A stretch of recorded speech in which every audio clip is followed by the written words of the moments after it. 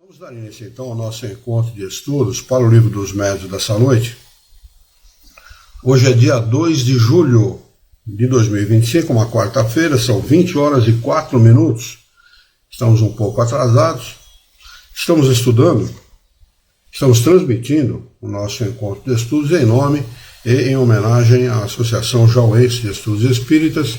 Estamos localizados na cidade de Jaú, estado de São Paulo, Brasil. Estamos estudando no Livro dos Médiuns, o capítulo 16, Médiuns Especiais. O subtítulo é Variedades de Médiuns Escreventes. O item é o de número 193. Para aqueles que vão acompanhar com seus livros abertos. E este item vai estudar os médiuns escreventes segundo o gênero e especialidade das comunicações. Médiuns versificadores são os que obtêm mais facilmente comunicações em versos, muito comuns para os maus versos, muito raros para os bons versos. Aqui tem um rodapé de número 12, do professor José Herculano Pires, que diz: os críticos do Espiritismo insistem na semelhança entre as qualidades humanas e as dos espíritos comunicantes. Desconhece a lei de afinidade que rege as relações espirituais, tanto entre os homens quanto entre os espíritos, e entre estes e os homens. Veja-se que os médiuns versificadores e os poéticos são comuns, enquanto os positivos são raros, exatamente porque estão em relação às condições comuns ou raras dos homens e dos espíritos que povoam a Terra e a sua atmosfera espiritual. Para quem tem um mínimo conhecimento, mínimo, não precisa muito não, mínimo conhecimento de doutrina espírita e daquilo que ensinam os espíritos superiores, não tem nada de incomum, nada de surpreendente nisto. Os homens se relacionam com os espíritos que lhes são afins e vice-versa. Não tem nada de errado, nada de excepcional nisso. Quem acha excepcional são os opositores que sempre procuram picuinhas, detalhezinhos, para falar aquilo de que não tem conhecimento. Vamos lá, médiuns poéticos são os que, sem obter versos, recebem comunicações de estilo vaporoso, sentimental, sem qualquer tom de aspereza. São mais que os outros aptos à expressão dos sentimentos ternos e afetuosos. Tudo neles é vago, e seria inútil pedir-lhes algo de preciso, muito comuns. Médiuns positivos são suas comunicações têm, em geral, um caráter de nitidez e precisão, que se presta espontaneamente às explicações detalhadas e circunstanciadas aos ensinamentos exatos, muito raros. Rodapé de número 13, do professor José Herculano Pires, que diz: algumas comunicações publicadas na Revista Espírita ilustram muito esse caso. Muitas críticas foram feitas a elas, mas o aspecto estranho do estilo, a incorreção de certas frases e a impropriedade dos termos não diminuem o valor do seu conteúdo moral e às vezes mesmo das explicações que fornecem.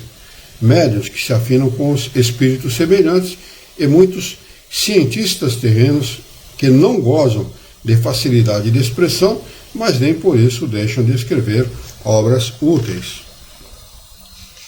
Médiuns literários não têm o tom vago dos médiuns poéticos, nem o terra a terra dos médiuns positivos, mas dissertam com sagacidade. Seu estilo é correto, elegante e frequentemente de notável eloquência. Médiuns incorretos podem obter comunicações muito boas, pensamentos de elevada moralidade, mas seu estilo é difuso, incorreto, sobrecarregado de repetições e termos impróprios. A incorreção material do estilo decorre geralmente da falta de cultura intelectual do médium, que não serve de bom instrumento para o espírito nesse sentido. Então nós vemos aí por aí que o médium tem tudo a ver com a mensagem, tudo a ver com a comunicação. Tudo a ver com aquilo que o espírito tenta passar. Porque ele passa pelo funil do médium, passa pela interferência dele. Um médium, um pouco mais de cultura, serve melhor aos espíritos. Porque o espírito vai encontrar no refolho mental do médium as palavras a serem utilizadas que vão expressar melhor o seu pensamento. No médium inculto, ele não encontra essas palavras. Consequentemente, as mensagens vai ser incorreta, vai ser imprecisa, não é? Então tem tudo a ver. O trabalho do médium em associação com o trabalho do espírito, ela não é o espírito não se comunica independentemente, mesmo no médium inconsciente. Sempre há a interferência do médium, seja dessa ou daquela forma.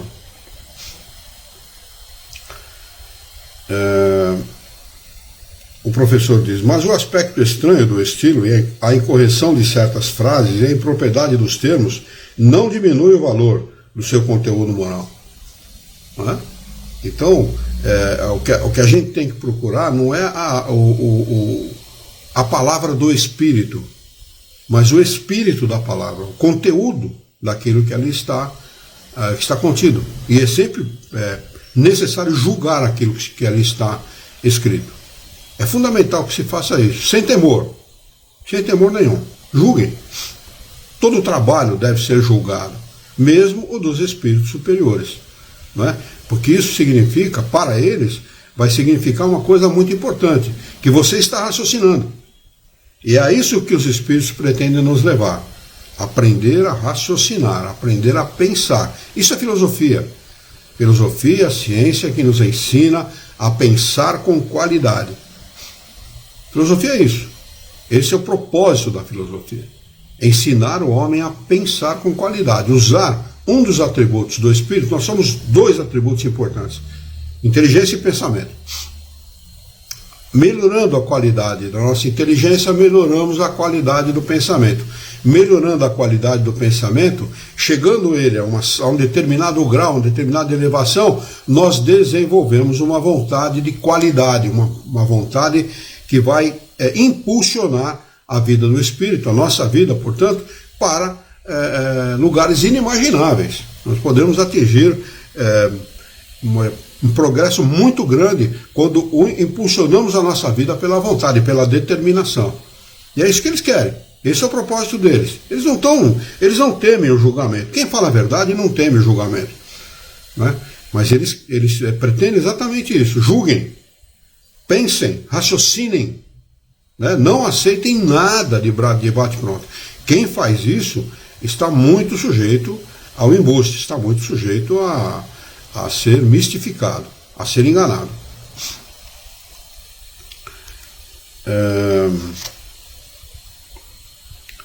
Eu vou ler novamente para nós termos aí uma reflexão mais completa a respeito daquilo que ele escreve aqui. A incorreção material do estilo decorre geralmente da falta de cultura intelectual do médium, que não serve de bom instrumento para o espírito nesse sentido. Mas o espírito liga pouca importância a isso, porque para ele o pensamento é o essencial, o espírito da palavra. Isso que é o essencial para o desencarnado. E vos deixa livres de lhes dar a forma conveniente. Já não se dá o mesmo com as ideias falsas e ilógicas de comunicações que são sempre um indício de inferioridade do espírito manifestante. Então preste atenção a essa afirmação dele. Já não se dá o mesmo com as ideias falsas e ilógicas de uma comunicação que são sempre um indício de inferioridade do manifestante, do espírito manifestante. Este livro, o Livro dos Médiuns, foi escrito exatamente com esse propósito, de nos ensinar a julgar os espíritos, a saber onde nós estamos colocando os nossos pés. Médiuns historiadores os que têm aptidão especial para as dissertações históricas. Essa faculdade, como todas as outras, independe dos conhecimentos do médium, pois há pessoas sem instrução e até mesmo crianças que tratam dos assuntos muito além do seu alcance. Variedade dos médiuns positivos.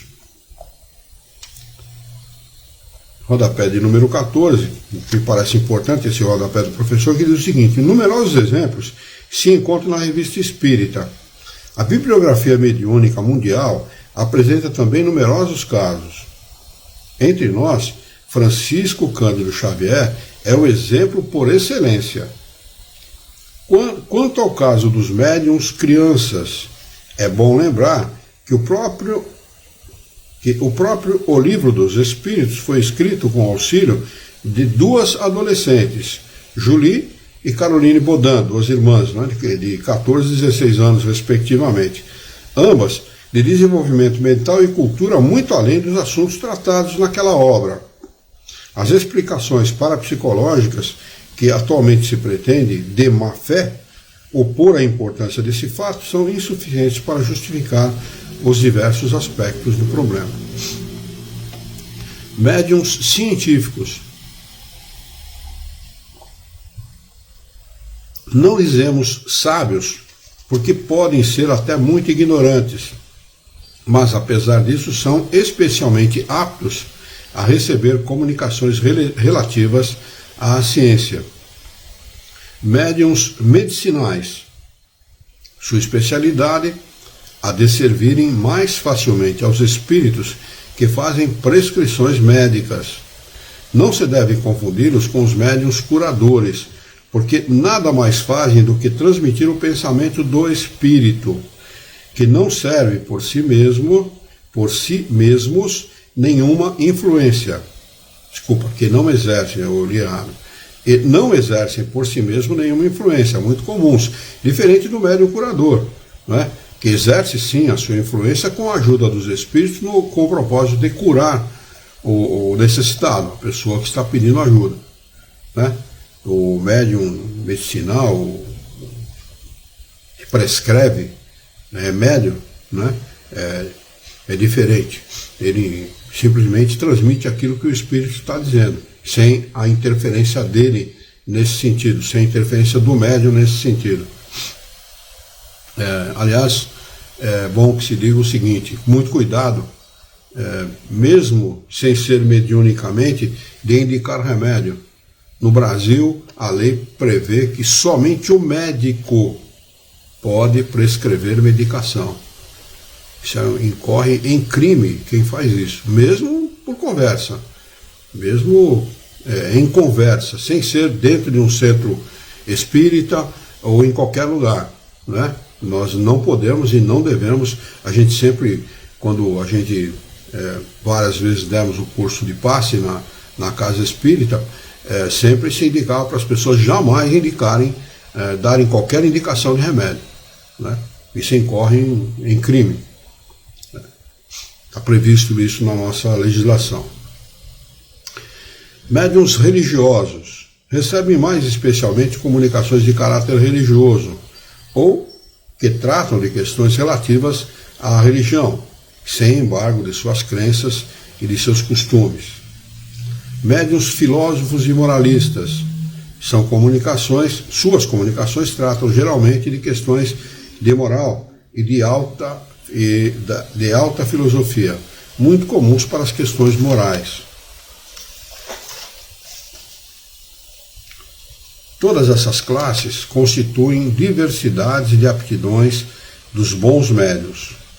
Quanto aos que têm aptidões especiais para certas comunicações científicas, históricas, médicas e outras acima do seu alcance atual, podeis estar certo de que possuíram esses conhecimentos em outra existência e os conservaram em estado latente, fazendo parte, assim, dos elementos cerebrais necessários à comunicação do espírito. Então Kardec está alertando, não é porque o médium está encarnado uma pessoa simples, não é como uma pessoa simples, que ele não tem esse conhecimento do passado, né? Ele pode e tem esse conhecimento do passado, e é disso que se serve o espírito comunicante para realizar as suas manifestações como ele deseja realizar. São esses elementos que facilitam ao espírito a transmissão de suas ideias, de maneira que esses médiums são para ele instrumentos mais inteligentes e maleáveis do que o seria um ignorante, né? Esta mensagem está assinada por Erasto. Médiuns de comunicações triviais e obscenas. Essas palavras indicam o gênero de comunicação que certos médiuns recebem habitualmente e a natureza do espírito que as transmitem. Quem tiver estudado o mundo espírita em todos os seus graus, sabe que há espíritos cuja diversidade se iguala à dos homens mais depravados e que se comprazem na tradução de seus pensamentos pelas mais grosseiras palavras. Outros, menos abjetos, contentam-se com expressões triviais. Compreende-se que esses médiuns devem ter o desejo de livrar-se da preferência de tais espíritos, invejando os que recebem comunicações que jamais trouxeram uma palavra inconveniente, seja por uma estranha aberração mental e falta de bom senso, se poderia crer que semelhante linguagem pudesse provir de espíritos bons. Não provém de espíritos bons, tá? São espíritos, no mínimo, irresponsáveis, no mínimo, para dizer o mínimo, né? Tomar muito cuidado com esse tipo de mensagem. Aqui tem o rodapé de número 15, do professor José Herculano Pires, que diz o seguinte: essa observação existiu no tempo de Kardec e ainda persiste, dada a natureza do nosso mundo. Há pessoas que aceitam essas comunicações como provas que seus guias se submetem. É essa a razão que de Kardec se referir ao problema. Item de número 194.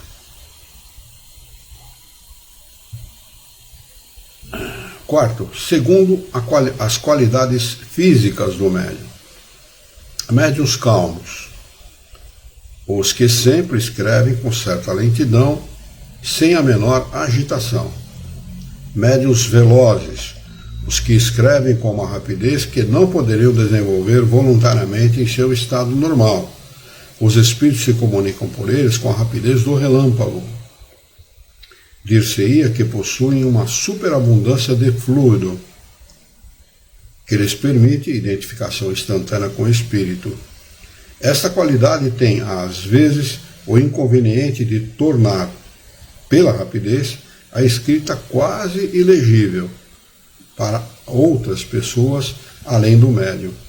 É muito cansativa, porque despende muito fluido inutilmente. Fluido vital, né? Diga-se de passagem. Tá? O médium se cansa, o médium tem fadiga por conta de despender muito fluido, né? Fluido vital. Médiuns convulsivos.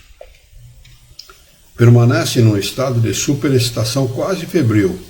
Sua mão e às vezes todo o corpo se agita num tremor que não conseguem dominar.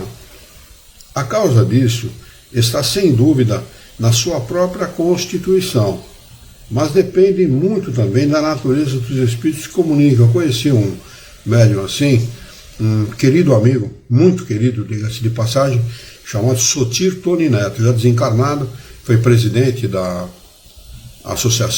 Sociedade de Estudos Espíritas 3 de Outubro, lá na Lapa, em São Paulo, o Acléria 669, e o Sotir tinha esse frenesi no momento da sua comunicação, se cansava muito, muito mesmo. Ele tem uma história a respeito dele, ele teve um problema neurológico, quer dizer, supunha-se neurológico e depois se constatou que não tinha nada a ver com o físico, era tudo mediúnico, fazia parte do seu problema espiritual, e esse espírito, até ser dominado, até ser convencido de que não deveria agir com ele como ele agia, demorou bastante tempo. Depois ele passou a transmitir mensagens através do Sotir, mas era muito difícil e muito sofrido para o Sotir, que ficava nesse estado aqui de frenesi, que ele chama, né? no estado convulsivo, como ele chama aqui, era muito difícil para o Sotir. Mas o Sotir acabou vencendo essa dificuldade.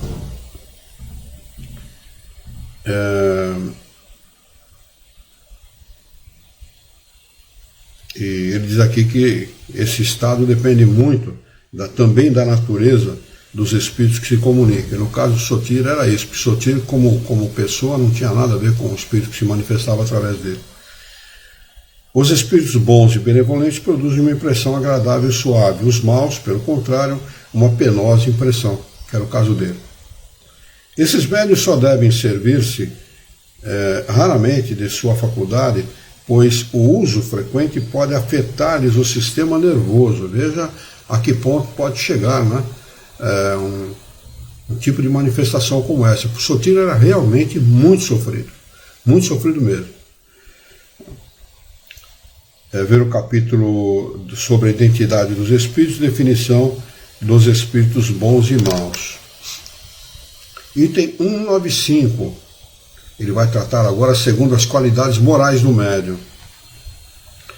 Mencionamos-lo sumariamente, lembrando-os apenas para completar o quadro, pois serão tratados a seguir em capítulos especiais da influência moral dos médiuns, da obsessão, da identidade dos espíritos e outros, para os quais pedimos particular atenção. Atentem para esse estudo, porque é importante para a compreensão e para o entendimento desta obra e do nosso relacionamento encarnado-espírito, médium-espírito, né? E encarnados espíritos também. Não serve só para o médium que trabalha como médium, serve para todos de um modo geral. É necessário entender esse relacionamento para que nós possamos progredir, avançar, né? Nos nossos propósitos.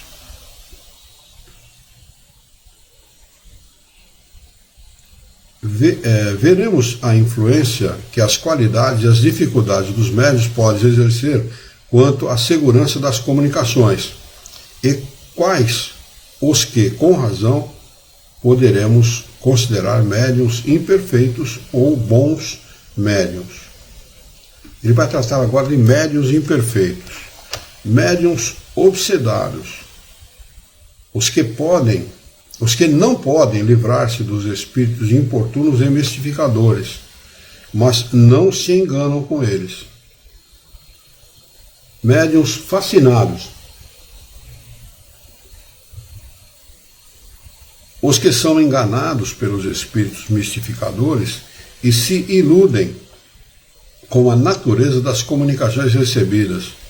Isso é o pior das obsessões. A fascinação é a pior das obsessões que pode existir, porque o médium julga estar sendo médium de um bom espírito, aliás, de um excelente espírito, e não julga o trabalho do espírito. Ele não julga, ele acha que tudo que vem daquele espírito é perfeito, não tem, irretocável, não é? Esse é o médium fascinado. Aliás, nós temos muito dentro do movimento espírita brasileiro. Médiuns subjugados, os que são dominados moralmente e muitas vezes fisicamente pelos espíritos maus. Médiuns levianos, os que não levam a sério a sua faculdade, servindo-se dela apenas como divertimento e para finalidades fúteis. Tem médium que fuma, bebe, joga, leva uma vida sem a menor responsabilidade, né? Aquele que tem o propósito de progredir moral e intelectualmente, ele procura fugir dos vícios, né? Os vícios, as paixões humanas levam à derrocada da pessoa, né? Levam ao abismo, levam ao despropósito da vida, porque o propósito da vida não é esse.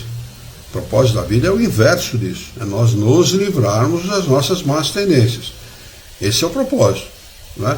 Por isso que temos pai e mãe que procuram, na maioria das vezes, como bons pais e boas mães, instruírem seus filhos para que fujam dos vícios, né? E que dirá sendo médium, o que dirá sendo médium.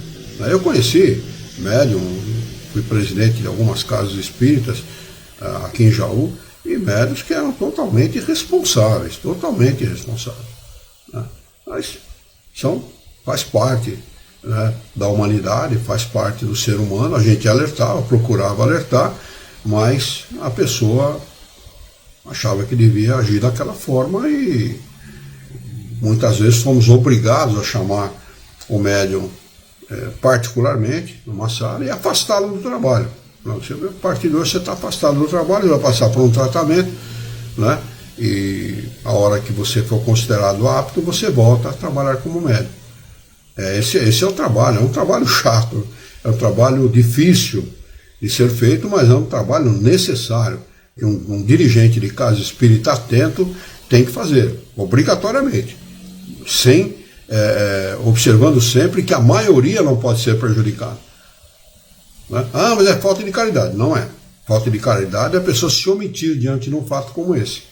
Né? Ele tem obrigação de alertar o médium e, se ele não aceitar o aviso, ele ser afastado do trabalho, pelo menos temporariamente, se não definitivamente.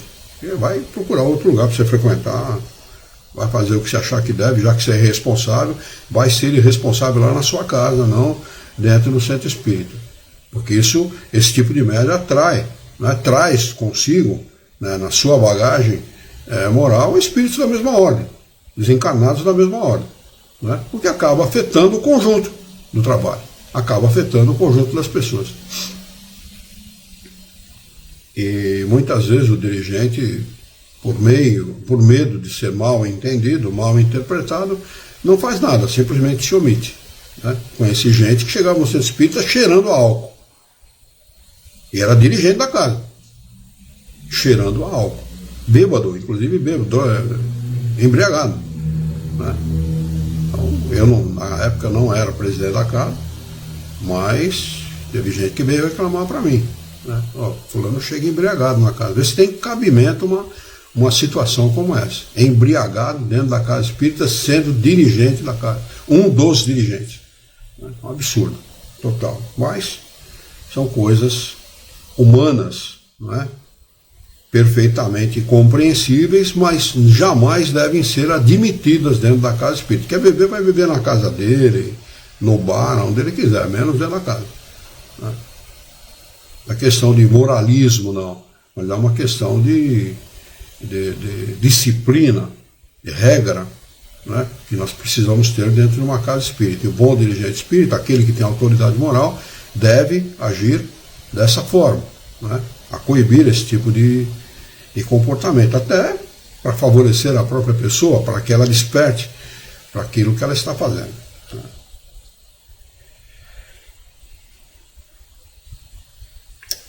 Médiuns indiferentes, os que não tiram proveito moral das instruções recebidas e não modificam em nada a sua conduta e seus hábitos.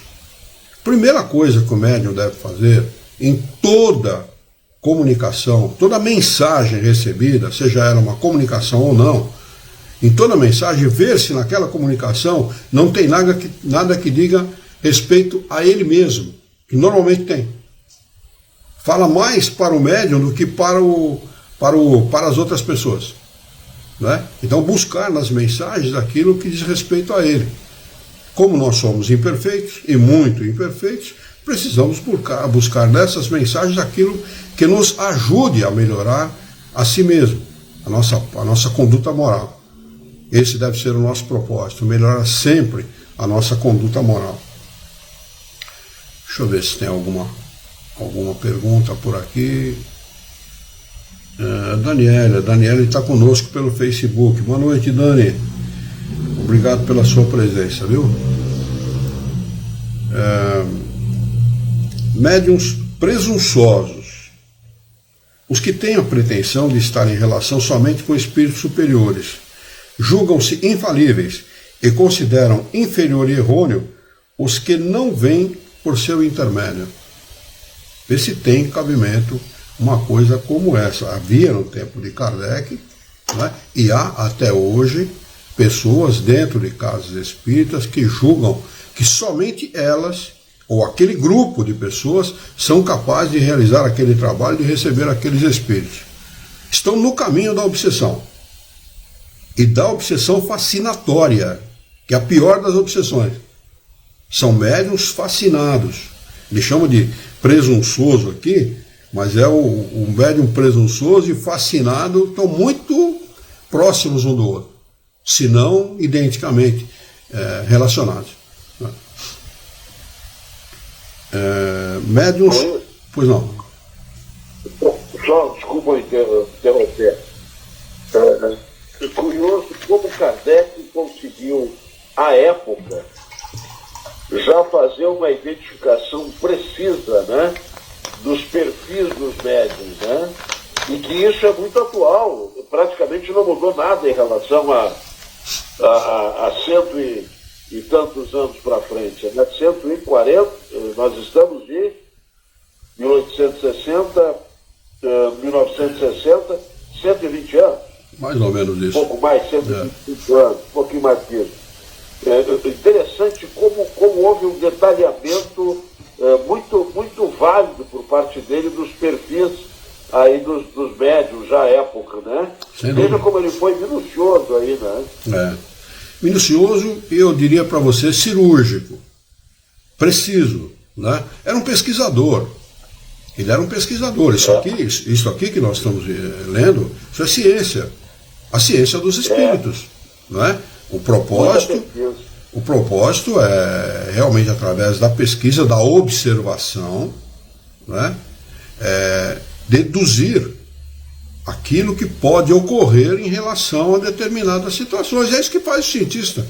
Né? O cientista faz exatamente isso. Ele observa e deduz das suas observações aquilo que ele vê, aquilo que ele observa. Né? E Kardec fez... Pois não. E quanto mais se estuda Kardec, quanto mais se aprofunda nos livros que compõem a base da doutrina, mais se percebe a profundidade dele em relação a tudo que envolve a pesquisa. E aí mais nos choca, pelo menos a mim, quando percebemos que hoje em dia esse valor não é considerado, e esse valor não se dá esse valor a Kardec, porque é aquilo que nós já falamos várias vezes, inclusive, que nas casas espíritas, quando se vê alguma coisa sobre Kardec, inclusive tem lá o Allan Kardec, que está lá no cantinho da biblioteca. Coisa absurda isso. Mas é natural, coisa de ser humano, né? Isso a gente poderia dizer que é até muito natural no mundo de expiação e provas. Né? Muito natural no mundo de expiação e provas. Você tem, olha o que esse pessoal está fazendo com o mundo de uma forma geral. Pega aí as manifestações, nós tivemos aí a parada do orgulho gay, aí, acho que no Brasil, a semana passada, uma coisa assim. O que existe de orgulho em ser gay? Para fazer uma parada do orgulho gay. Né? Gente, não sei se foi na Europa ou nos Estados Unidos, gente fazendo essa parada também do orgulho gay, pelado, nu. Inclusive, um deles se masturbando na frente de crianças. Né? Esse é o mundo, esse é o nosso mundo. Por isso que eu falo que nós, que estudamos a doutrina espírita, temos o dever de utilizar toda e qualquer mensagem, seja através de nós, médiuns, ou não, com o propósito de promover uma mudança na própria conduta moral. Esse deve ser o nosso propósito. Quem se aproxima de uma doutrina como essa, quem estuda uma doutrina como essa, se não tiver essa visão, ele está no lugar errado. Porque o propósito é esse. Não existe ninguém bonzinho, não existe ninguém perfeito. Ah, mas fulano era um médium perfeito. Não era. Ninguém é médium perfeito. Todos nós estamos encarnados em um mundo de imperfeições, e a última coisa que se deve buscar nesse mundo é a perfeição. A perfeição não é deste mundo. Aliás, está muito longe de ser deste mundo. Tivemos aqui o homem mais perfeito encarnado entre nós, chamado Jesus de Nazaré, não é? Inclusive teve a vida totalmente deturpada, Ele não é essa figura folclórica que se mostra aí, mostrada pelas religiões. Ele era um revolucionário. Hollywoodiana, né? Como? Figura hollywoodiana, né? Ele teve a vida completamente distorcida, os propósitos da vida dele completamente distorcidos, né? Nós temos um Jesus fantasia, pregado pelas religiões. Jesus não era isso. Jesus era um cara incisivo, né? É um sujeito que combatia o mal, que combatia a maldade humana, falava diretamente. Aliás, foi punido severamente por causa dessa sua conduta, né? Aí mostram ele todo cheio de sangue e tal, como se ele fosse uma pessoa, um sujeito grotesco, um cara sem propósito. Uma vez eu vi um sujeito perguntar para um padre, numa sexta-feira santa, por que a igreja mostrava Jesus tão depauperado daquele jeito, tão fragilizado daquele jeito. Para que as pessoas tenham pena dele, para que as pessoas tenham dó dele, como se Jesus fosse digno de pena. Nós somos dignos de pena, não Jesus, né? É esse tipo de Jesus que se mostra aí completamente distorcido, Jesus fantasia, né? Fruto de uma fantasia, nasceu em Belém, aquela história toda. Não tem nada disso, é tudo mentira, isso é tudo uma grande farsa, né? Então a doutrina espírita veio exatamente para desfazer essas farsas, que inclusive perduram dentro da doutrina espírita, não é? A verdade nua e crua. Nós temos que estudar isso de forma científica. A ciência, ela não é bonita e nem fácil, não é? Ela não é bela, ela não é fácil. A beleza e facilidade está em outras coisas, romance e outras coisas. Dentro da ciência nós não temos nem beleza nem facilidade. A verdade nua e crua é essa. Estamos num mundo de expiação e provas, onde os espíritos vêm aqui para expiar as faltas do passado e provar que estão melhores para poder merecer uma situação melhor no mundo dos espíritos, que é lá que nós vamos viver verdadeiramente. A vida verdadeira é lá. É um mundo pré-existente e sobrevivente a tudo. Não é diferente do nosso mundo. Nosso mundo é provisório. A encarnação é provisória. Portanto, nós devemos sempre dirigir as nossas atenções para o mundo dos espíritos, não para o mundo material. E no mundo dos espíritos, você é o que você é moralmente. Não financeiramente, os títulos, essas coisas não valem nada, não valem absolutamente nada lá. A gente sabe disso, né? Então, é preciso que nós tenhamos atenção para aquilo que Kardec, como pesquisador, alerta, né? Até porque Kardec ele fez aquele trabalho engenhoso, trabalho maravilhoso, que dá segurança para a doutrina espírita, que é o controle universal do ensinamento dos espíritos. Controle universal é importantíssimo, porque o que ele escreve aqui passou por esse controle. Os 5 livros que passaram por esse controle foi o Livro dos Espíritos, o Livro dos Médiuns, o Evangelho segundo o Espiritismo, o Céu e o Inferno e a Gênesis. Os outros não. Esses 5 livros passaram por esse crivo rigoroso. Tá? Os outros livros de Kardec não passaram por esse crivo rigoroso. Então Kardec submeteu tudo aquilo que ele escreve aqui, especialmente as coisas de ordem de importância capital, foram passadas por esse crivo, sob esse crivo, né? Então, aqui não tem só a ideia de Kardec, é a ideia de um espírito. Aliás, de Kardec não tem nada, porque ele prova aqui, ele mesmo relata muitas vezes que ele pensava de determinada forma, e os espíritos provaram para ele que ele estava errado na sua maneira de pensar. E ele depois, refletindo a respeito do ensinamento dos espíritos, muda a sua opinião a respeito de determinada situação, de determinado contexto, né? Então, Kardec, na realidade, esta ciência não é a ciência de Kardec. Não existe kardecismo. O que existe é a ciência dos espíritos. Kardec foi o codificador, né? Ele reuniu essas leis em um conjunto de livros, né, de uma forma clara, para que todos pudessem compreender. Esse foi o grande trabalho, o engenhoso trabalho de Hippolyte Léon Denis Ribaire, né? Então precisamos sempre estar atentos a isso. A importância, o trabalho de Kardec foi ingente. Foi um trabalho feito no bico de pena, à luz de vela. Muitas vezes até altíssimas horas da madrugada, submetendo a reflexão, submetendo aquilo muitas vezes ao julgamento dos próprios espíritos que vinham alertá-lo quando ele estava escrevendo, viram, isso aí está errado. Né? Lembra quando ele escreve isso, quando ele estava escrevendo o Evangelho segundo o Espiritismo? Né? Isso está errado, eles batiam, faziam barulho. Né? Ele não tinha, não era médium, era na casa dele, no quarto onde ele estava trabalhando, no seu escritório. Né? Ele não era médium audiente, nem recebia, não percebia, então os espíritos precisavam chamar a atenção dele. Depois ele foi perguntar, pô, aquele barulho que vocês fizeram, o que é aquilo? Não, estavam chamando a sua atenção, você estava escrevendo errado. Não me falha a memória, foi uma passagem, inclusive, que ele, no dia seguinte, ele se dirigiu ao médium e ele ouvia barulhos de correntes, algo do gênero, não é isso? É isso mesmo. Né? Então é preciso a gente dar esse tipo de atenção. Kardec foi um pesquisador, fez um trabalho extraordinário, colocou muitas vezes a própria saúde, a saúde do seu corpo físico em jogo, ficou acamado, doente, acamado algumas vezes e alertado, olha, se você continuar nesse ritmo, você vai desencarnar antes de completar o trabalho. Né?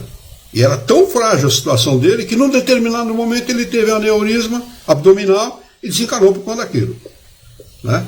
29 ou 30 de março de 69, se não me falha a memória. Né? Então, é preciso que a gente se atente para isso. Atente para esses detalhes importantíssimos. Muito bem, deixa eu ver se tem alguma coisa aqui. Não, vamos lá. Vamos dar a sequência. Médiuns orgulhosos. Os que se envaidecem com as comunicações recebidas. É como se isso pudesse ser fruto de vaidade.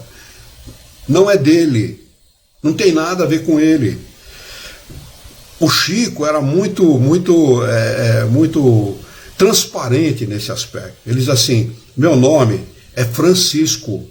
Eu sou um cisco. Eu ouvi o Chico falar assim, em entrevista. Quem dá importância, que vocês dão, são vocês. Eu não tenho importância nenhuma. E as pessoas colocaram ele na condição de ídolo. Né? A famosa idolatria humana, né? Que perdura desde tempos imemoráveis. Né? O que é muito comum entre nós. As necessidades, né? Como é que é? As necessidades. A muleta. A muleta. A verdade é essa. O homem precisa de muleta. Não é? Enquanto o homem não entender a própria importância, ele vai precisar de muleta. Por isso que é fundamental entender o ensinamento dos Espíritos. O ensinamento dos Espíritos liberta. Liberta de religião, liberta de dogma, liberta da idolatria, liberta de todas essas coisas humanas. Você passa a entender que o responsável pela sua felicidade ou infelicidade é você mesmo. E que depende única e exclusivamente de você ser feliz ou não. É por isso que muitas vezes as pessoas não se aproximam da doutrina espírita. Porque sabem da responsabilidade. E porque isso toca fundo nas pessoas. Sem dúvida. A partir do momento que as pessoas se dão conta que não existe na doutrina esses dogmas, que não existe essa hierarquia religiosa que existe, seja na católica, seja na evangélica, seja em qualquer outra religião, aí que as pessoas elas ficam enlouquecidas no sentido de conflitos que criam na cabeça delas, porque não encontram respostas para combater a profundidade do espiritismo. Essa é a verdade, porque você tem resposta, hoje nós temos respostas e certezas para todas as religiões, né? E respostas e certezas contrárias ao que apregoam. Em relação ao espiritismo, não. Em relação ao espiritismo, quando você se depara com uma realidade e uma informação da doutrina, você entra em choque, porque aquilo mexe com você. Você fica esperando que venha algo, o que vão pedir, o que vão falar, e não acontece isso. Exatamente. E aí deixa o ser humano em parafuso, Desculpa o comentário, mas é isso aí. Não, mas é a realidade. Quando nós estávamos trabalhando na Associação Jauense de Estudos Espíritas, que nasceu como Sociedade Jauense de Estudos Espíritas, justamente para parafrasear Kardec mesmo, o propósito era copiar Kardec mesmo, vieram um casal de idosos de uma cidade aqui próxima. Eu não vou citar a cidade, porque talvez identifiquem eles, eu não quero que eles sejam identificados. A senhora, a esposa, estava passando por um problema sério fisicamente, uma doença. E ela fez um tratamento na casa. Eles chegaram lá e conversaram comigo, inclusive, e disse: olha, façam um tratamento, né? Não precisam, vocês assistem à palestra, tragam uma garrafa de água, fluidifiquem esta água. No final da palestra vocês vão tomar um passe, tanto ela como o senhor vai tomar o passe, e tome somente dessa água ao longo da semana. Então vou indicar o tratamento para a pessoa. Ela fez, se não me engano, umas 8 ou 12 semanas, eu não lembro na época. Foi um tratamento extenso. E ela melhorou. Melhorou bastante, inclusive. Por obra dos espíritos, é claro. Eles é que fazem esse trabalho. No final do tratamento, o senhor, o marido, se aproximou e falou: quanto nós devemos? Olha a ideia, isso que você citou é uma realidade dentro das religiões. Preconcebido. Dentro das religiões. Eu falei: senhor, o senhor está equivocado, nós não cobramos absolutamente nada. Aqui a doação é voluntária, se a pessoa resolver dar alguma coisa, fique à vontade, porque nós temos despesas, né? Essas despesas de água, luz, internet, tudo que nós temos aqui, manutenção das coisas aqui, depende de dinheiro, mas aqui não se cobra absolutamente nada, né? Tanto que a nossa casa deixou de existir por falta de dinheiro, né? Ela foi fechada por falta de dinheiro, né? Não se tinha dinheiro para fazer a manutenção. O grupo que frequentava era um grupo muito pequeno, então não se tinha dinheiro para se fazer a manutenção da casa, que era uma manutenção cara, embora nós pagássemos um aluguel pequeno, né? Nós não conseguimos construir um prédio, nós tínhamos um terreno, mas não conseguimos construir um prédio, né? Por falta de dinheiro também, e acabamos encerrando as atividades, porque quando nós tivemos aí o evento da pandemia, né? Pandemia, que o centro ficou sem atividade durante 2 anos e qualquer coisa, quer dizer, quando já tinha pouca gente frequentando, 2 anos e pouco sem atividade, acabou prejudicando mais ainda, acabou consumindo toda a reserva de caixa que a gente tinha para poder manter a casa aberta, pelo menos, né? Mas é assim, essa é a ideia que as pessoas têm, que tudo aquilo que Deus oferece tem que ser pago. Isso é uma mentira muito grande. Fuja de qualquer centro espírita ou qualquer atividade religiosa que te cobre alguma coisa. Fuja, porque isso é a maior mentira que existe. São falsos profetas, são estelionatários. Essa é a verdade. A realidade é essa. Eu não estou sendo muito rude aqui, não. São estelionatários da fé, porque a fé não tem nada a ver com isso. Vejam o trabalho de Jesus, vejam aquilo que Jesus fazia. Jesus e seus apóstolos curavam. E não cobravam um centavo por isso, embora fossem pobres. Não cobravam um centavo por isso. Então, é aí que nós devemos nos mirar. Não nesses falsos apóstolos, falsos profetas que nós temos aí. Mas vamos lá, seguindo em frente.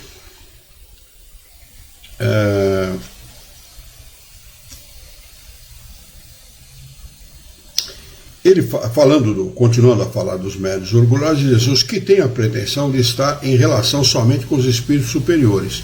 Julgam-se infalíveis e consideram inferior e errôneo os que não vêm e não se manifestam por seu intermédio. Médiuns orgulhosos, os que se envaidecem com comunicações recebidas, acham que nada mais têm a aprender no espiritismo, não tomando para eles as lições que frequentemente recebem dos espíritos. Não se contentam com as faculdades que possuem, querem obter todas. Médiuns suscetíveis, variedade de médiuns orgulhosos que se aborrecem com as críticas às suas comunicações. Chocam-se com a menor observação. Quando mostram o que receberam, é para causar admiração e não para provocar opiniões. Geralmente tomam aversão pelas pessoas que não os aplaudem sem reservas, afastando-se das reuniões em que não podem impor-se e dominar. Então, fica atento para esse tipo de médium, né? Tiver uma casa espírita esse tipo de médium e os dirigentes daquela casa não combaterem isso, fuja daquela casa. Não é uma casa espírita séria, né? Não é uma casa espírita séria, é uma casa espírita que deve fugir, né? É melhor ficar em casa fazendo a sua prece, estudando doutrina espírita por conta própria, do que frequentar uma casa assim. Ele segue: deixai-os ir pavonear onde quiserem e procurar ouvidos mais complacentes, ou que se isolem. As reuniões de que se afastam nada perdem. Olha, assinado por Erasto essa última observação aqui. Deixai-os ir pavonear, se vangloriar, não é? Daquilo que recebem, onde quiserem, e procurar ouvidos mais complacentes, que aceitem aquilo que eles falam, né? Ou que se isolem. As reuniões de que se afastam nada perdem. As casas espíritas que perdem esse tipo de médium, é melhor que fiquem longe mesmo, do que ficar atrapalhando o trabalho sério de uma casa espírita séria. Médiuns mercenários. Os que exploram as suas faculdades. Está falando aqui de grana. Médiuns ambiciosos. Os que, sem vender suas faculdades, esperam obter com elas outras vantagens. Médiuns de má fé. Os que, tendo faculdades reais, simulam as que não têm para se dar importância. Não se pode dar o título de médium a pessoas que, não tendo nenhuma faculdade mediúnica, só produzem fenômenos falsos pela charlatanice. Médiuns egoístas.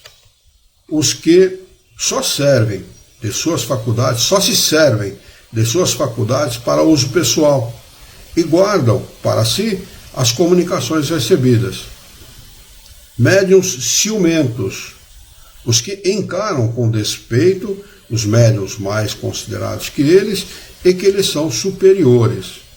Todas essas más qualidades têm necessariamente a sua contrapartida no bem. Vamos marcar aqui o item de número 197, bons médiuns, para nós retomarmos na próxima quarta-feira. A partir daqui a gente estuda a contrapartida daquilo que nós estudamos até agora, que são os bons médiuns. 197, para a próxima quarta-feira, dia 9. Tá bem? Alguém quer fazer algum comentário? Perguntar alguma coisa? Ficou alguma coisa mal entendida ou subentendida? Tem aqui... Só um minutinho, Alexandre. Aqui o Jorge comentou: tudo depende de cada um de nós. Conheça a verdade e ela te libertará. Numa outra, a maioria vão ao centro espírita para ter comunicações de seus parentes. São pessoas egoístas. Outro: esses são os jovens, esses são os piores, que se aproveitam da fraqueza humana. É verdade. Comentário aqui do Jorge a respeito daquilo que nós acabamos de estudar. Pois não, Alexandre? Não, eu só ratifico o que eu disse agora há pouco, né? O nível de detalhamento é impressionante, né? Os perfis dos médiuns que Kardec buscou lá atrás, há 120 anos atrás, né? E que está tão real hoje, né?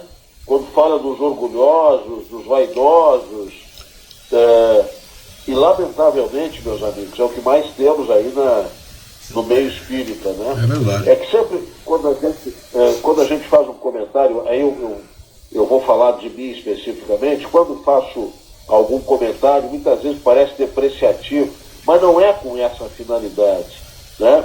Não é, infelizmente os comentários acabam sendo depreciativos mas não com interesse, não com o objetivo de avacalhar, mas de alertar. Né? A intenção é sempre alertar, porque não existem duas verdades. Não existem duas verdades. E as pessoas, elas sempre acham que existem duas verdades ou que podem existir coisas novas, que é muito comum, aliás, no meio espírita, né? Sim. Achar que Kardec está ultrapassado, que é outra grandíssima bobagem, né? Grande bobagem. Basta estudar a doutrina que a gente vê que não vai estar ultrapassado nunca. Né?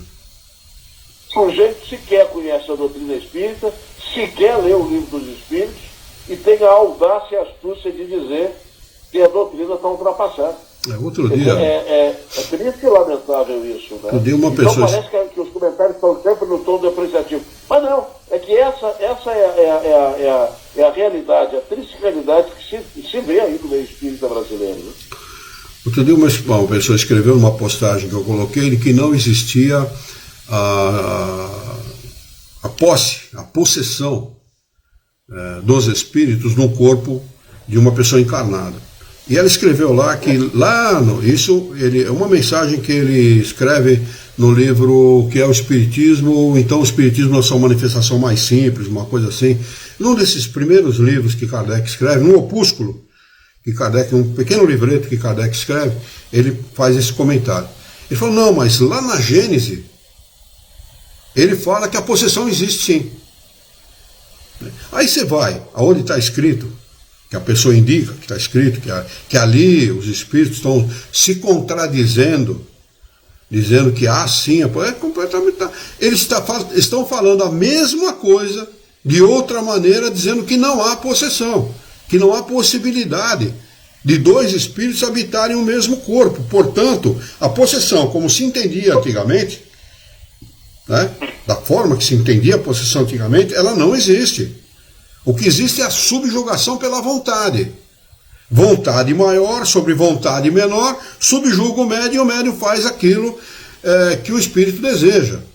Tanto que é relatado na Revista Espírita que um senhor que passava por esse tipo de obsessão, a subjugação, no centro de Paris, se ajoelha na frente de uma moça e pede a moça em casamento. Está na Revista Espírita esse exemplo de subjugação, né? Mas ele não estava possuído por espírito nenhum. Simplesmente a vontade do obsessor era maior que a vontade dele e submetia ele, né? Pela vontade do espírito, submetia ele a fazer aquilo que o espírito desejava que ele fizesse, né? Isto acontece conosco inconscientemente. Os espíritos nos submetem inconscientemente para o bem e para o mal. Não é? Porque muitas vezes nos levam a fazer coisas que nós não desejamos fazer, que nos sentimos muito mal após ter feito, né? E fazemos. E depois observamos que fizemos errado, que cometemos um equívoco muito grande, principalmente sendo espíritas, né? Que cometemos um equívoco muito grande. Então, a possessão jamais existiu e jamais vai existir como entendiam os antigos, que era a saída de um espírito do corpo e a tomada por um demônio, né, daquele corpo. Isso não existe, nunca vai existir, e os espíritos não se contradisseram no livro A Gênese. Não há contradição nenhuma. Eu escrevi isso para a pessoa. E a pessoa não aceitou aquilo que eu escrevi, não. Né? Ela não aceitou. Ela, não, tá certo, eles se contradisseram sim e tal. Não existe ambiguidade na doutrina espírita. Não existem dois sentidos. Quando eles afirmam uma determinada coisa, eles afirmam categoricamente. Se você analisar aquilo que foi escrito por Kardec no começo da sua pesquisa e depois lá na Gênese, você vai ver que, em outras palavras, é a mesma coisa. Não tem diferença nenhuma. Essa pessoa não entendeu a sobreposição de pensamento e nem a sobreposição de conduta, que leva a sobreposição de conduta. Não quis entender, na realidade. Fez uma afirmação, para ela aquela afirmação era a afirmação da verdade, tá certo? Aquilo que ela queria afirmar, né? Porque Kardec é ambíguo, porque houve contradição dos espíritos, quando não houve contradição nenhuma. Eles falaram com outras palavras aquilo que está lá no livro o Espiritismo na sua manifestação mais simples. Mas quando a pessoa... Chega, com certeza chega. Ele vai chegar, mais cedo ou mais tarde ele vai chegar. Olha, eu estou pesquisando o Espiritismo desde os 21 anos de idade, eu estou com 73, para encontrar alguma incongruência dentro da doutrina espírita, alguma disparidade para deixar de ser espírita. E eu não consigo encontrar. Esse é o problema. Eu estava comentando isso com a Yara, com a minha esposa, esses dias. Poxa, eu não paro de estudar a doutrina espírita, eu procuro estudar diuturnamente, eu não paro. Desde que eu comecei na doutrina espírita, eu não paro de estudar a doutrina espírita. Eu não encontro nada que justifique eu sair da doutrina espírita, porque é muito difícil ser espírita. É tão mais fácil xingar os outros, fazer coisa errada, é tão mais fácil, tão mais simples, né? Não exige nada.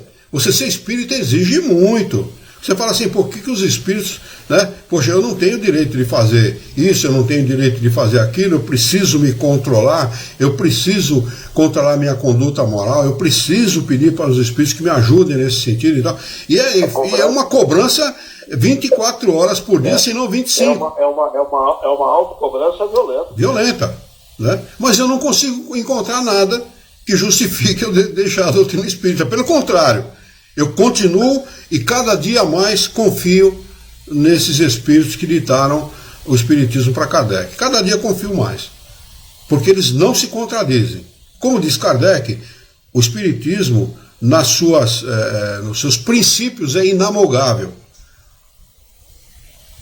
Né? E tem uma outra frase que faz parte do projeto de 1868, está lá no livro Obras Póstumas, que é uma frase muito importante, muito esclarecedora. Assim, o Espiritismo